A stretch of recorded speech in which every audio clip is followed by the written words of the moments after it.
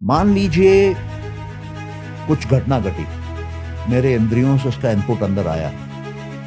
अगर मेरे को अच्छा लग रहा है, अगर मेरे को खुशी मिल रही है, तो वो मेरे लिए है। भारतीय शास्त्रों के हिसाब से प्रकृति 3 रूप में है, तामसिक है, राजसिक है, सात्विक है। तो अज्ञानता जिसमें होती है वो तामसिक होता है और वो एक्शन नहीं कर सकता। मैं ऐसा भी देखता हूँ, लोगों से मिलता हूँ, आज के टाइम पे यूथ से मिलता हूँ, सब हसल कर रहे हैं, जंग लड़ रहे हैं, जॉब में जा रहे हैं, बिजनेस कर रहे हैं। मैं जब बैठता हूँ कि भाई क्या पर्पस है आपके लाइफ पे, वो बोलते हैं मैं अभी ढूंढ रहा हूँ। कैसे कोई अपने पर्पस ऑफ लाइफ को ढूंढे सर? जब तक हम भारतवासी अपने आप को अंदर से राम नहीं बनाएंगे, बाहर बोलने से नहीं होगा। जय श्री राम, वो अंदर में राम बैठना चाहिए, जैसे हनुमान के बैठना। पुलिस कैसे ऑपरेट करती है सबको मालूम है, वकील कैसे ऑपरेट करते हैं सबको मालूम है। तो क्या है कि सिस्टमिक लेवल पे अंदर में हमारे नसों में, मैं बोला ना, जो नस में दौड़ेगा वही बाहर आएगा। हमारे नसों में करप्शन। योग सूत्र में आसन की परिभाषा क्या है कि जो सुखी है और जो स्थिर है वो आसन है।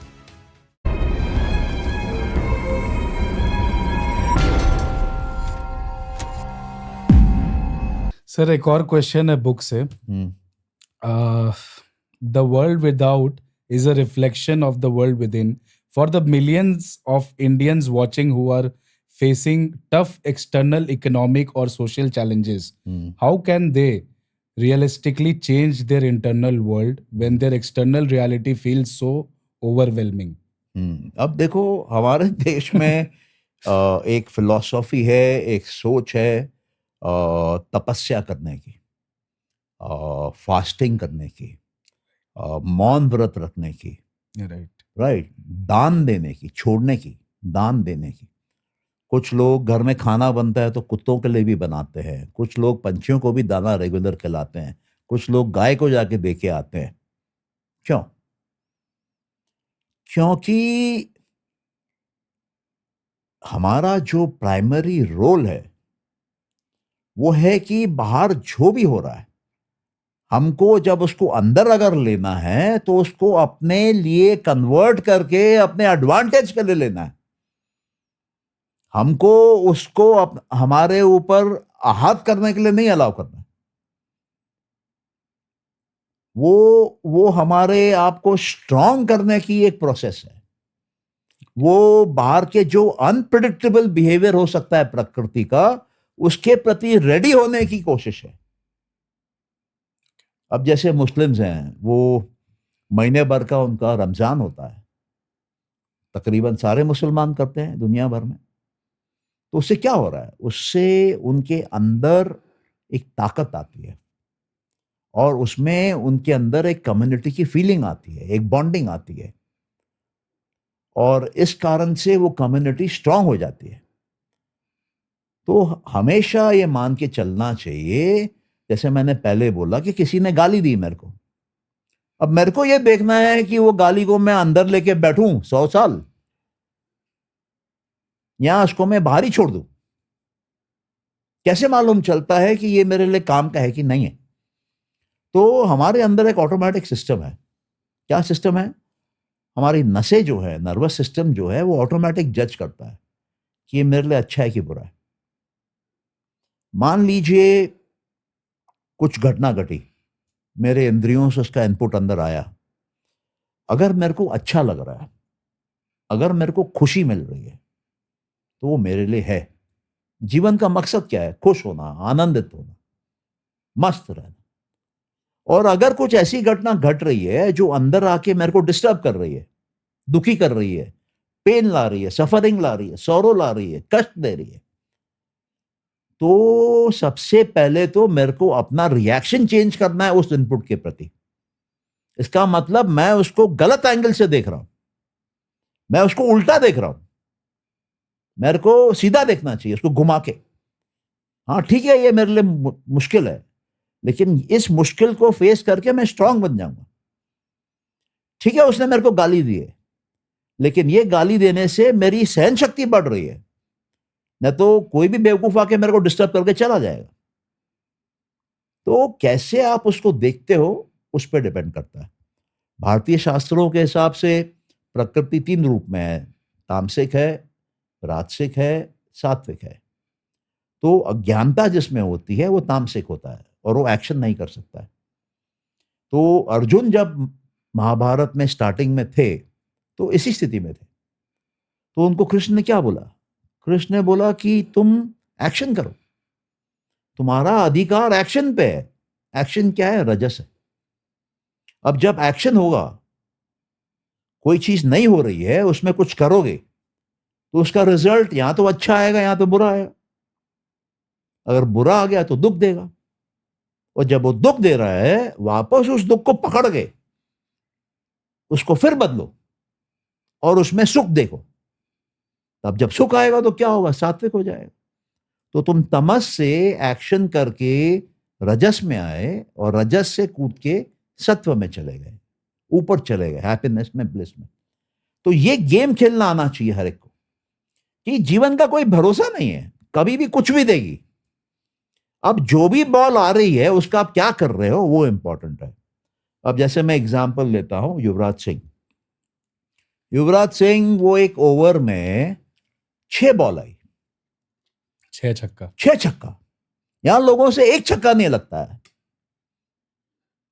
6 मारा। तो सोचो उसने अंदर में कितना पावर खींचा पीछे से। कौन खींच सकता है जो अंदर क्लीन हो? इवन वर्ल्ड कप में भी लास्ट बॉल पे धोनी ने छक्का मारा और हाँ, जिता दिया इंडिया को। कौन जीत सकता है? जो अंदर क्लीन हो, जो सात्विक हो, और जो राजसिक स्थिति में जाने को रेडी हो क्षण भर में, इसको भय नहीं हो, जिसको अज्ञानता नहीं हो, इसको शॉट मारना आता है, उसको ये चिंता नहीं है कि नहीं लगेगा तो लोग मेरे को डंडा मारेंगे। उसका ईगो नहीं है वहां पर, उसके लाइकिंग डिसलाइकिंग नहीं है कि जहां मेरे को मांगता है मैं वहीं मारूंगा, नहीं। वो बंदा वहां होता ही नहीं है। वो ताकत वहां खिलती है, क्योंकि ताकत को आपने रास्ता दिया आने का। तो ये शिक्षा जो है ये हमारे देश के ग्रंथों में है और हम उसी से कटे हुए हैं। तो मास्टर की सिस्टम क्या कर रहा है, उसी को एक मॉडर्न लैंग्वेज में और नए एक्सरसाइज बना के इस जनरेशन को सिखा सकता है।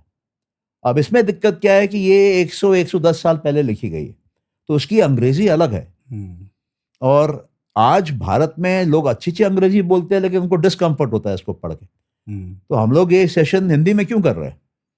इसी के लिए कर रहे हैं कि मैक्सिमम लोग इसको समझ सकें, राइट। इसके साथ कनेक्ट कर सकें। और मान लो ये यूट्यूब पे चलता है, तो कोई भी लैंग्वेज चेंज करके देख सकता है। राइट। और मान लो ये कंटेंट अगर सबको समझ में आता है तो इंटरनेशनली जा सकता है।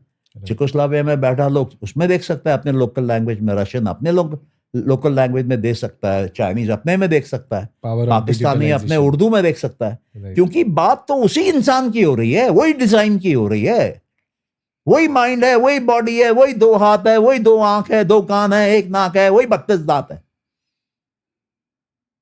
साइंस एक ही है, लेकिन हमारे यहां पे वो साइंस को डीप स्टडी करके उसके जड़ तक गया।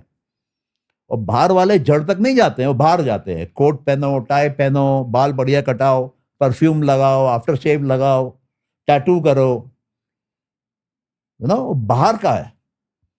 कौन से कंपनी की गाड़ी में चल रहे हो, कौन सा कंपनी का जूता पहना है, छुट्टी पे कहां जा रहे हो, स्विट्जरलैंड जा रहे हो कि कहां जा रहे हो। तो ये बाहर का जो चमक दमक है ना, वो लफड़ा है, और जो अंदर का वर्किंग है वो पार है। Right sir. मैं ऐसा भी देखता हूँ, लोगों से मिलता हूँ, आज के टाइम पे यूथ से मिलता हूँ, सब हसल कर रहे हैं, जंग लड़ रहे हैं, जॉब में जा रहे हैं, बिजनेस कर रहे हैं। मैं जब बैठता हूँ कि भाई क्या पर्पस है आपके लाइफ का, वो बोलते हैं मैं अभी ढूंढ रहा हूँ। तो कैसे कोई अपने पर्पस ऑफ लाइफ को ढूंढे सर, ये बताइए। देखिए बहुत सरल है ये। मैं किसी एक सेशन में था और कोई एक सीनियर ट्रेनर थे। वो बता रहे थे कि एक जापानीज सिस्टम है, इकागाई। उसमें बड़ा सिंपल फंडा है। पहले देखो कि आपको क्या करना अच्छा लगता है, मतलब आपके दिल को क्या पसंद है। सेकंड देखो कि उसमें आप कितने अच्छे हो। अब यहाँ पे मन का इंटरप्रिटेशन आ गया, माइंड का, कि उसमें आपका एक्सेलेंस कितना है। तीसरा आपको ये देखना है कि क्या दुनिया को उसकी जरूरत है, क्योंकि ये ट्रांजैक्शनल दुनिया है, हर कोई ले रहा है बेच रहा है। चौथा आपको ये देखना है कि जो आप बेच रहे हो बाजार में, अपने हुनर को, अपने काबिलियत को, उसका दाम कितना मिलेगा आपको। क्योंकि ले दे के रुपया सबको चाहिए, रुपए से सरल खुशी देने वाला कुछ नहीं है। तो ये चार का फॉर्मूला अगर आप यूज करते हैं कि मेरे को क्या अच्छा लगता है, मैं किस में बढ़िया हूं, दुनिया को क्या चीज की जरूरत है, और मेरे को दुनिया उसके बदले में क्या देने को रेडी है, तो वो चूज करो। ओके सर, एक क्वेश्चन है, how do you your goal is to reach 1 crore 10 million Indians.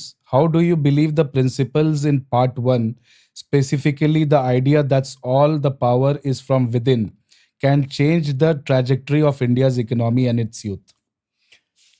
देखो, एक एक सिंपल एग्जांपल देता हूं, ठीक है। इस देश में गौतम बुद्ध हुए, दुनिया को एक नया रिलीजन मिल गया, लाखों करोड़ों लोग फॉलो करते हैं। इस देश में एक नानक हुए, करोड़ों में फॉलोअर हैं। इस धरती पे क्राइस्ट हुए, करोड़ों में फॉलोअर हैं। इस देश में या इस धरती पे मोहम्मद हुए। तो कहने का मतलब ये है कि एक आदमी भी दुनिया पलट सकता है। एक आदमी भी पूरे धरती के एक एक इंसान को मोक्ष के द्वार घुसा सकता है। वो उस पर डिपेंड करता है कि उसका खुद खुद का इनर वर्क क्या है और किस डेप्थ तक वो काम किया है। तुमने बोला ना डीप डाइव करते हैं स्टार्टिंग में, तो उसका कितना डीप डाइव किया हुआ है वो इंपॉर्टेंट है। अगर उसका डीप डाइविंग पूरा किया हुआ है 100%, तो धरती पे सतयुग चालू हो जाएगा। उसी को लोग कल की अवतार बना देंगे। सर, देश को 10 साल में नंबर 1 बनना है, तो इसके लिए क्या एडवाइस करेंगे पूरे देश के ऑडियंस को, देश के जनता को, और क्या आप एडवाइस करना चाहेंगे कि चेंजेस हम लाए? देखिए, सबसे पहले ये समझना जरूरी है कि हमारे अंदर क्या है। ठीक है, लोग बोलते हैं कि भारत बहुत करप्ट देश है, राइट, तो उसका मतलब हम इंटरनली करप्ट है, हमारा माइंड करप्ट है, राइट, हमारे प्रिंसिपल्स करप्ट हैं, राइट, है ना। एक बच्चा एग्जाम देने जाता है तो उसमें चीटिंग करता है। एक गाड़ी को पुलिस वाला पकड़ लेता है ट्रैफिक जंक्शन पे किसी भी कारण से, हम सोचते हैं कैसे उसको रुपया दे के सेटल करें। तो हर जगह ये है। जब तक हम भारतवासी अपने आप को अंदर से राम नहीं बनाएंगे, बाहर बोलने से नहीं होगा जय श्री राम, वो अंदर में राम बैठना चाहिए जैसे हनुमान के बैठा है। तब हनुमान बनोगे, तब वो सिद्धियां आएंगी, तब हवा में उड़ोगे, पानी में अंदर घुस जाओगे, सूरज निगल जाओगे। लेकिन अगर वो सब नहीं करोगे तो बंदर बनने बैठे रहोगे। और भारत में क्या है, सब बंदर ही हैं आज के डेट में। हमारे यहाँ इन्वेंशन नहीं होते हैं, हमारे यहाँ कोई भी एक्स्ट्रॉर्डनरी काम नहीं होता है। राइट। हम दुनिया को सीओ सप्लाई करते हैं। अरे भैया, आप सीओ सप्लाई कर रहे हो, मतलब आप में क्षमता है चलाने की। बड़ी बड़ी कंपनियां, बिलियन डॉलर ऑर्गेनाइजेशन, बना भी लो एक खुद। वो नहीं बनता है। सब यहाँ के बच्चे देख रहे हैं सर, पढ़ के बाहर चले जा रहे हैं, बोलते हैं इंडिया में स्कोप नहीं है। क्यों ऐसा सर? आपके हिसाब से इसका क्या आंसर है? देखिए, उसमें बहुत सी बातें हैं। हमारा हर देश को लीडर चाहिए होते हैं, कंपनीज को लीडर चाहिए होते हैं। अगर बैंक का भी लीडर तगड़ा होगा, वो बैंक को चढ़ा के ले जाएगा। और एक कॉर्पोरेट में लीडरशिप तगड़ी होगी, वो कॉर्पोरेट चढ़ के निकल जाएगी। लेकिन अगर लोग बोलेंगे ये लीडर तो है, बट ये लीडर इसलिए है कि इनका पॉलिटिकल कनेक्शन है, इसलिए इनको काम मिलता है, ठीक है, तो आदमी क्या सोचेगा कि मेरे को अगर बिलियनर बनना है तो मेरे को सबसे पहले पॉलिटिशियंस के साथ रिलेशनशिप कल्टीवेट करनी है। अब उसका फोकस वहां है, उसको क्वालिटी से मतलब नहीं है, उसको अपने सेल्फ इंप्रूवमेंट से मतलब नहीं है, क्योंकि उसको लगता है कि ये सरल तरीका है रुपया लेने का। और सब जगह यही है, कहीं भी देख लो। आपको ट्रू जेन्युइन लीडर्स ही नहीं दिखते हैं। ये सबसे बड़ी समस्या है। और पॉलिटिकल वर्ल्ड में क्या है, अगर कोई मान लीजिए कि कांग्रेस के लीडर्स हैं, तो ऑपोजिशन वाले उनको गिराते रहते हैं। वो बेचारे चले गए 50 साल, 100 साल, 75 साल पहले, आज भी हम उनको सुना रहे हैं। तो हम नए नए जनरेशन्स के लिए लीडर्स के रोल मॉडल्स रेडी नहीं कर रहे, फिर कैसे होगा? पुलिस कैसे ऑपरेट करती है सबको मालूम है, वकील कैसे ऑपरेट करते हैं सबको मालूम है। तो क्या है कि सिस्टमिक लेवल पे अंदर में हमारे नसों में, मैं बोल रहा ना कि जो नस में दौड़ेगा वही बाहर आएगा, हमारे नसों में करप्शन है। अब ये ऐसा भी नहीं कि ये नहीं सुधर सकता है, एक बंदा निकल जाए वो सबको सुधारते धोते हुए ले जाएगा। एक बंदा, यहाँ 5 बंदों की 10 बंदों की टीम। विवेकानंद जी बोलते थे कि मेरे को 12 युवक दो, मैं पूरी दुनिया पलट के दिखाता हूं। मैं बोलता हूं एक से ही बंदा आ जाए पूरा भारत पलट जाएगा। Great sir, great sir. इस बुक में मैंने देखा है कि एक्सरसाइजेस कुछ लिखे हुए हैं, तो क्या ये एक्सरसाइजेस जरूरी है इस बुक को पढ़ते हुए बहुत आगे बढ़ने जरूरी है। ओके। अभी मैं आपको एक साइकिल दे दूं, ठीक है, और साइकिल का 1000 पेज का मैनुअल दे दूं, पढ़ो, क्या होगा? साइकिल चला लोगे? नहीं। नहीं चलेगी। राइट तो एक्सरसाइज चाहिए। सर, एक और इंटरेस्टिंग क्वेश्चन है। हम्म, हमने सबने बचपन से सुना है रॉथस्चाइल्ड फैमिली के बारे में, और इनके पास भी एक कोई सीक्रेट बुक होती थी ऑफ द वर्ल्ड। हम्म, तो क्या ये बुक वही है या कोई और बुक है? मुझे नहीं पता। उन्होंने मुझे और क्या ये दिखाया नहीं है, रॉथस्चाइल्ड स्टोरी सही है? क्योंकि लोग मुझे बोलते। वो भी नहीं पता। ओके। मैं जानता हूं मेरी स्टोरी क्या है ओके। और उसको मैं कैसे बेहतर कर रहा हूं, बस। ओके। ओके। तो सर, एंड होते होते आप ऑडियंस को क्या बोलना चाहेंगे, और चैप्टर 2 के बारे में थोड़ा सा कुछ सिनॉप्सिस या ट्रेलर जैसा कुछ बोलना चाहेंगे, ताकि लोग इसको पढ़े और फिर चैप्टर 2 पे भी हम जाए? नहीं, देखिए, मैं यही बोलूंगा कि ये एक पावरफुल साइंस है, और जैसे साइंस में हम थ्योरी करते हैं, प्रैक्टिकल्स करते हैं, वैसे इसमें थ्योरी है और प्रैक्टिकल है। प्रैक्टिकल क्या है? वो माइंड का एक्सरसाइज। थ्योरी क्या है? वो फिलॉसफी, वो दर्शन। तो अगर हम सांख्य दर्शन देखते हैं तो उसमें भी फिलॉसफी है, प्रिंसिपल्स हैं। अगर हम योग दर्शन देखते हैं उसमें भी प्रिंसिपल्स हैं, उसमें बोलते हैं कि इस तरीके से एक्सरसाइज करो। अगर हम वेदांत देखते हैं उसमें भी प्रिंसिपल्स हैं। और अगर हम बौद्ध धर्म में जाते हैं उनकी भी थ्योरी है, उनका भी प्रैक्टिकल है। जैन धर्म में जाते हैं उनकी भी थ्योरी है, उनका भी प्रैक्टिकल है। तो अधूरे थ्योरी से नहीं होता है। हो सकता है बहुत सुपर इंटेलिजेंट लोगों के लिए, साधारणता नहीं होता है। साधारणता लोगों को प्रैक्टिस कराना पड़ता है, अभ्यास कराना पड़ता है, साधना करानी पड़ती है। और रोड एक ही है, अब उसको अलग अलग लोगों ने अलग अलग तरीकों से डिस्क्राइब किया है।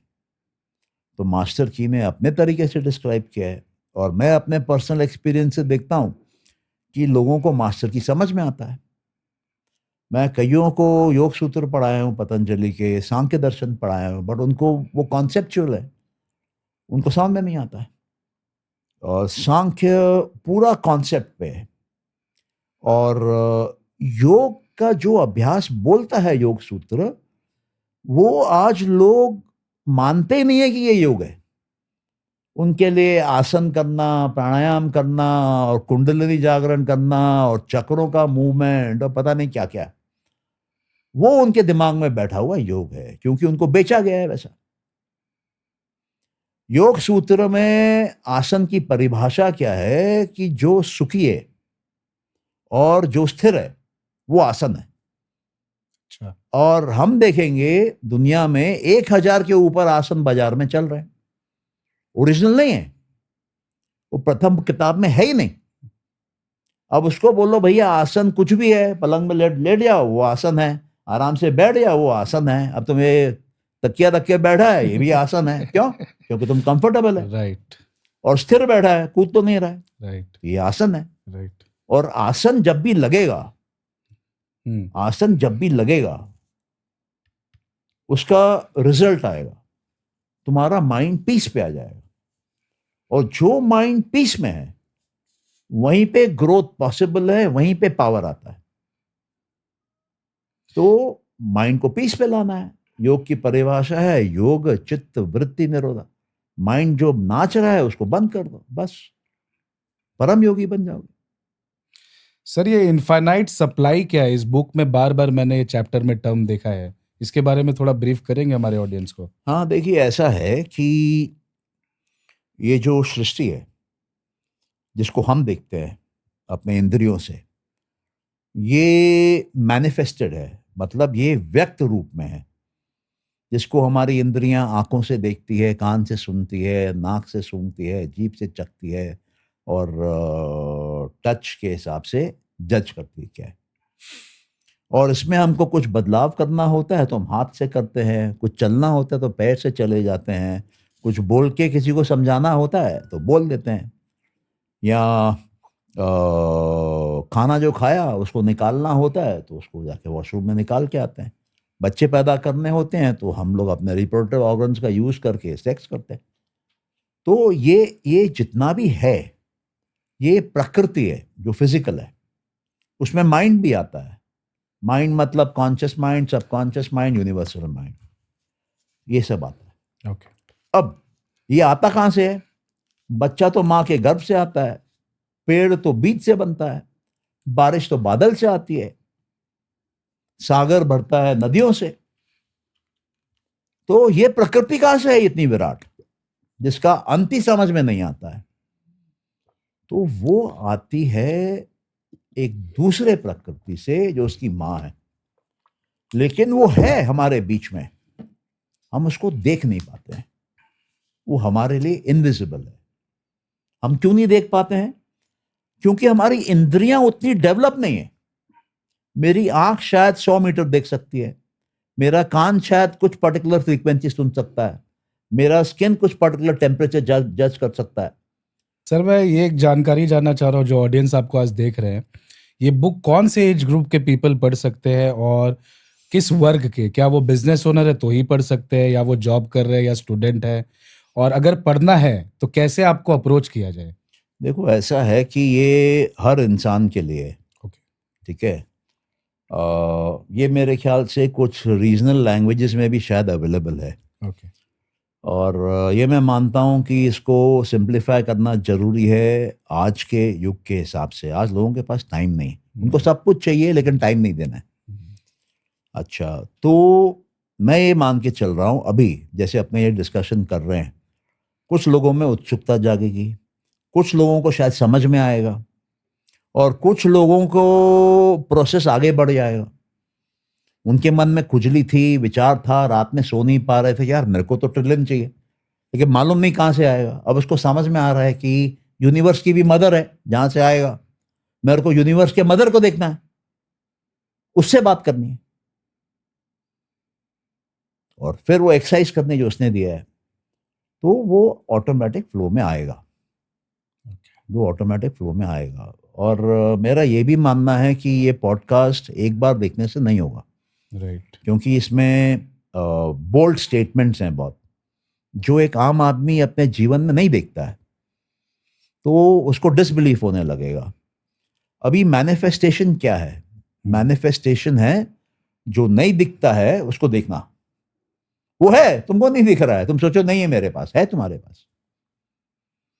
तो जो नहीं दिख रहा है उसको देखना। अब उसके लिए क्या करना पड़ेगा? अगर मेरे आंख खराब हो गई है तो मैं डॉक्टर के पास जाके चश्मा लगवा के आता हूँ, राइट। तो चश्मे से मेरे को दिखता है। राइट। मैं जरूरत पड़ता है तो ड्रॉप्स डालता हूँ, जिसको कैटरेक्ट हो जाता है तो सर्जरी करा के आता है, लेंस लगवा के आता है, करेक्टिव स्टेप्स लेता है। लेकिन जब हमको वो मूल प्रकृति, मदर यूनिवर्स नहीं दिख रही है, तो हमको पता ही नहीं है क्या करना। तो उसमें ये मेंटल एक्सरसाइज शार्पन करेगी। और सर, जैसा कि मैंने सुना है, सिर्फ आप ही एक कोच है इंडिया में इस बुक के लिए, तो और दुनिया में और कितने कोचेस होंगे सर आपके हिसाब से? देखो, मैंने कुछ कुछ समय पहले, मेरे ख्याल से महीना भर पहले, आउट ऑफ क्यूरियोसिटी एक बार खोजा था, मेरे ख्याल से किसी एआई प्लेटफॉर्म पे। तो मेरे को 4 या 5 नाम आए, सब फॉरेनर्स थे, और लग रहा था कि नाम जो थे वो वाइट पॉपुलेशन का, मतलब यूरोपियंस होंगे या अमेरिकन्स होंगे। उसमें भी मैंने देखा कि कुछ लोगों ने उस पे वर्क किया है, मास्टर की सिस्टम पे, और किसी ने एक्सरसाइज सिंप्लीफाई कर दी है, 12 कर दी है, और किसी ने कुछ चैप्टर ऐड कर दिए हैं, किसी ने कंटेंट शॉर्ट कर दिया है, किसी ने कोचिंग क्लासेस चलाई है उस पे। तो ये 4-5 लोगों ने किया है, बट मेरा ये मानना है कि ये 4-5 लोग भी जो कर रहे हैं, ये एंशियंट वैदिक साइंस से कनेक्टेड नहीं है। ओके, अभी अमेरिका को शायद 250 साल हुए हैं कॉन्स्टिट्यूशन को, राइट। ठीक है। भारत को हमको पता ही नहीं कितने हजार साल हुए। लोग कहते हैं रामायण 12,000 साल, महाभारत 7,000 साल, ये वेदों को कितने साल हुए, कोई बोलता है 5,000, कोई बोलता है 7,000। इंडस वैली सिविलाइजेशन कोई बोलता है 5,000, कोई बोलता है 6,000। तो हमारे देश में इस माइंड के ऊपर हजारों सालों से बहुत डीप रिसर्च है। वो अमेरिकन कहीं नहीं रखते हैं दूर दूर तक। उनका क्या होता है, रिसर्च फंड आता है, एक बंदा काम करता है, वो जॉब छोड़ता है, फिर पता नहीं कॉलेज चेंज करता है, फिर दूसरा कोई फंड करता है, कोई कंटिन्यूटी नहीं है, और वो बेचते हैं उसको। उनका पर्पस रहता है प्रॉफिट। हमारे यहाँ क्या था, हमारे यहाँ गुरु शिष्य परंपरा थी। परंपराएं कई जन्म चली हैं, और टेस्ट हो रही है, टेस्ट हो रही है, टेस्ट हो रही है, टेस्ट हो रही है, और एक जगह टेस्ट नहीं हो रही है, मल्टीपल टेस्ट हो रही है। वेद में ही 6 दर्शन शास्त्र हैं, उसके बाद बौद्ध दर्शन है, उसके बाद जैन दर्शन है, उसके बाद चारवाक दर्शन है, उसके बाद अभी कुछ समय पहले ये आया हमारा सिख दर्शन, और बहुत सारे डिविजन्स हैं, तंत्र है, कई प्रकार के तंत्र हैं, कई प्रकार के करोड़ों में देवी देवता है, बहुत डीप, बहुत गहरी, बहुत इंटरवीव्ड फिलॉसफी है। तो हमारा ही देश एक इकलौता ऐसा देश है बड़े देशों में से, जहां पे मल्टीपल गॉड्स को मानने वाले आज भी करोड़ों में है, 100 करोड़ के ऊपर है। इस्लाम एक को मानता है, क्रिश्चियनिटी एक को मानता है, जूइज्म एक को मानता है। हमारे यहां तो कमी नहीं है, और हम इतने ऑनस्लॉट्स, इतने अटैक्स 1,000-1,200 साल से झेल रहे हैं, लेकिन हमारे अंदर बदलाव नहीं हुआ, वो आज भी चल रहा है। तो कुछ तो दम है। ये दुनिया को इसी के लिए समझना चाहिए कि इनमें क्या है। ये ओल्डेस्ट सिविलाइजेशन है। हम चाहते हैं कि ह्यूमन सिविलाइजेशन सरवाइव करे, तो इनसे सीखे, इनके प्रिंसिपल्स अडॉप्ट करें। वो तो करते नहीं है, उल्टा हम पे मारते हैं। सर इससे एक और क्वेश्चन आया, हमारे इंडियन बच्चे जो कि Darwin theory, big bang theory, इस पे विश्वास करते हैं, बट जो हमारे वेद पुराण में लिखा गया एक्चुअल थ्योरी, उसको नहीं पढ़ते हैं सर, क्यों ऐसा? उसका कारण ये है कि सरकारें बच्चों को पढ़ाती नहीं है।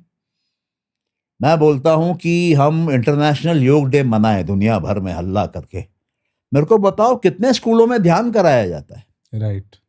नहीं मिलेंगे तुमको स्कूल जहां गवर्नमेंट के सिलेबस में हो कि एक मेडिटेशन की टीचर है, वो आधा घंटा कराएगी और समझाएगी मेडिटेशन क्या है। मेरे को तो सीरियस डाउट है कि भारत में कितने लोग होंगे जेन्युइनली जिनको सही मालूम होगा कि मेडिटेशन क्या है। मेडिटेशन को 3 स्टेज में डिफाइन किया जाता है, धारणा, ध्यान, समाधि। और समाधि लगने के बाद समय में लगता है, और समाधि 7 प्रकार की है। तो उसका मतलब ध्यान भी 7 प्रकार के हैं। आप कहां पे ध्यान कर रहे हैं? आंख खोल के ध्यान होता है, आंख बंद करके ध्यान होता है, कॉन्शियस माइंड में ध्यान होता है, सबकॉन्शियस माइंड में ध्यान होता है, यूनिवर्सल माइंड में ध्यान होता है। जहां पे वो मैं बता रहा था मदर यूनिवर्स, वहां ध्यान होता है। और जहां पे मदर यूनिवर्स भी खत्म हो जाती है, निराकार निर्गुण रूप आ जाता है, वहां पर भी ध्यान होता है। उसको निर्भीत समाधि बोलते हैं। तो कौन सिखाता है? कोई नहीं सिखाता है, वो सिखाना नहीं चाहते हैं। क्योंकि सिखाने लगेंगे तो आपको समझ में आएगा कि आपके अंदर की अनंत की सत्ता है, अनंत का ज्ञान है, वहां तक कैसे पहुंचना है। तो जब आप पहुंचने लगेंगे तो सरकारों को क्या होगा, नहीं बताना चाहते। Got it sir. Last question sir, जैसा कि आप भी बोलते हैं ये बुक उसको हासिल होता है जिसके भाग्य में लिखा है। मैं बहुत सारे ज्ञानी लोगों से मिलता हूँ, बुक लवर्स को मिलता हूँ, सबसे पूछते हुए आ रहा हूँ कि ये मास्टर की सिस्टम आपने पढ़ा है, सब बोलते हैं ना। ये क्यों, ये क्या रीजन है सर? इसका बड़ा विचित्र कारण है। ये जैसे मैंने पहले बताया, शायद 1910 या 1912 में लिखी गई चार्ल्स एफ हैनल द्वारा। चार्ल्स एफ हैनल जो थे, वहाँ के जो सीक्रेट सोसाइटीज़ या ऑकल्ट साइंसेस या उस तरह की जो संस्थाएं होती हैं फ्रिंज में, उनके साथ जुड़े हुए थे। उन्होंने देखा कि ये वर्क करता है, तो उनके मन में आया कि मैं ज्ञान फैलाऊं। तो उन्होंने उसका कोर्स बनाया और करस्पॉन्डेंस बनाया। Okay. करस्पॉन्डेंस क्यों बनाया? उनको था कि अगर मैं एक साथ छाप दूंगा तो लोग पूरी किताब पढ़ लेंगे लेकिन एक्सरसाइज नहीं करेंगे। तो वो हर 7 दिन में एक चैप्टर छोड़ता था। उसमें थ्योरी भी है, उसमें एक प्रैक्टिकल है, और उसके बाद अगला आएगा, उसके बाद अगला आएगा, उसके बाद अगला आएगा। मतलब 24 हफ्ते, 6 महीने आप उसको पढ़ रहे हैं, प्रैक्टिस कर रहे हैं। ओके। ठीक है। अब कहते हैं कि कुछ रिलीजियस अथॉरिटीज ने ऑब्जेक्शन किया, बोला कि ये तो क्लेम करते हैं कि आपको जीवन में जो चाहिए वो मिलेगा, राइट। तो वो देने का अधिकार तो ईश्वर का है, तो ये इंसान को ईश्वर बना रहे हैं। राइट। तो अमेरिकन गवर्नमेंट ने क्या किया, उसको बैन कर दिया। ओके। और वहां पे जो उनका बैनिंग का टाइम पीरियड है कॉपीराइट का, वो 70 इयर्स का है। तो 70 साल के लिए वो किताब बैन हो गई। अच्छा, चार्ल्स हैनल जो थे वो गुजर गए, और कुछ लोगों के पास कुछ नोट्स थे, कुछ लोगों ने हैंड रिटन बना लिया, कुछ लोगों ने साइक्लोस्टाइल करा लिया, किसी तरह से वो बात चल रही थी। तो लोगों को इसके बारे में सीक्रेटली मालूम था, और वो जिसको तुम बोल रहे थे ना कि जो सोसाइटी के टॉप सक्सेसफुल लोग, जिनके पास रुपया है, पावर है, उन सर्कल्स में ये चल रहा था। ओके। और उसके बाद 70 साल खत्म हुए। 70 साल खत्म हुए तो कॉपीराइट का राइट खत्म हो गया। ओके। अभी कोई भी छाप सकता है, तो उसको कोई भी छापता है। तो जब कोई भी छापता है तो एक मालिक नहीं है, राइट। और ओरिजिनल मालिक नहीं है, तो राइट। उसको प्रमोट कौन करेगा? राइट। और मैं बैठ के इसको प्रमोट करूं, 200 रुपए की किताब, 250 रुपए की किताब, मैं कितना कमाऊंगा? राइट। है ना? तो मार्केटिंग कॉस्ट मेजर होता है। हम्म। तो लोग साइड हो गए, और इसी कारण से एक बहुत इनवैल्यूएबल लिटरेचर है ये, जो सोच लो कि दफन हो गया। लेकिन इसकी बुक्स आज भी मिलती हैं। ओके। आज भी मेरे एक फ्रेंड ने मेरे को बोला कि अरे मैं तेरा वो वीडियो देखा, तू मेरे को किताब गिफ्ट कर। ठीक है, गिफ्ट करता हूँ, मंगा के देता हूँ। तो ये जैसे मैं इसलिए कह रहा था कि जिसका भाग्य होगा उसी तक ये पहुंचती है। ओके। ये खोजती भी नहीं जाती है, ये सेल्स एंड मार्केटिंग नहीं है। जिसके पास जो ज्ञान पहुंचना होगा वो पहुंचेगा, जिसको जो मिलना होगा वो मिलेगा, ये माध्यम बनेगी। Great sir, great. बहुत ही वंडरफुल सेशन रहा आज। मैं हिंदुस्तान के जनता को यही बताना चाहूँगा, अगर आप अपने मिशन पे पहुँचना चाहते हैं और भारत को 10 गुना बढ़ाना चाहते हैं मिलके, तो ज़रूर ये बुक पढ़ें और ये पॉडकास्ट देखें। चैनल को लाइक सब्सक्राइब करें, और संजय मनसुखानी जी के नेक्स्ट एपिसोड्स का इंतज़ार ज़रूर करें। सर बहुत अच्छा लगा आज का Thank you. सेशन, बहुत ही बेहतरीन था और इंस्पायरिंग था। Thank you. मैं आशा करता हूँ कि हमारे यूथ इंस्पायर हो और इस इकोनॉमी के ग्रोथ में अपना सहयोग दें। Thank you sir. See you in the next show. या वेलकम। मैं एक ही कमेंट करना चाहता हूँ, Okay. जो कृष्ण बोले अर्जुन को, ओके। तुम्हारा अधिकार कर्म पे है, फल पे नहीं। तो मैं मान के चल रहा हूँ कि तुम्हारे माध्यम से ये मैसेज लोगों तक पहुँचे, और जैसे मैंने कहा कि जिसके भाग्य में होगा वो पकड़ लेगा, और जिसके भाग्य में होगा वो माइंड एक्सरसाइज भी करेगा, और जिसके भाग्य में होगा वो कांटेक्ट भी करेगा वापस। तुमको कर सकता है, मेरे को कर सकता है, और जिसके भाग्य में होगा वो 2, 4, 5, 10 लोग भी जुटा लेगा। राइट। हो सकता है कुछ लोग टीचर बन जाएं इसके। तो हमारा जो अधिकार है वो सिर्फ एक्शन पे है। Right. बाकी वो प्रकृति और वो मूल प्रकृति या मदर नेचर या मदर यूनिवर्स, उसका जो प्लान है वही रोल आउट होता है। Right. ये तो दोस्तों, see you in the next show. We are on the mission for Bharat 10x movement with India Rise, the next big show powered by EVO Connect. Thank you.